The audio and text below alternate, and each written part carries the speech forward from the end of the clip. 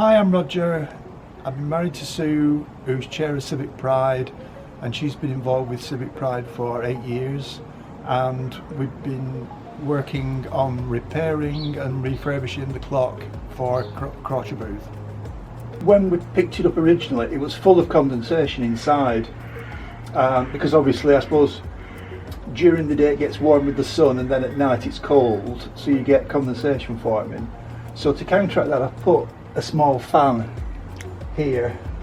They're only tiny fans, there's one at each side, and that comes on 5 minutes every hour.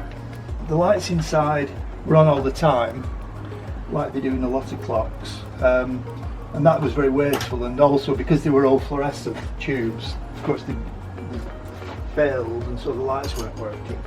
So to improve on that, I put a photocell on the top, and that comes, so when it goes dark that comes on, and then obviously during the day it's off. So obviously it was all rusty and horrible inside, so obviously it's been cleaned and painted and all the rust removed, and it's got new LED lights which are only 10 watts each, but they should also last for years, whereas the fluorescent tubes only last, especially when they're on all the time. So you know, that's a big improvement.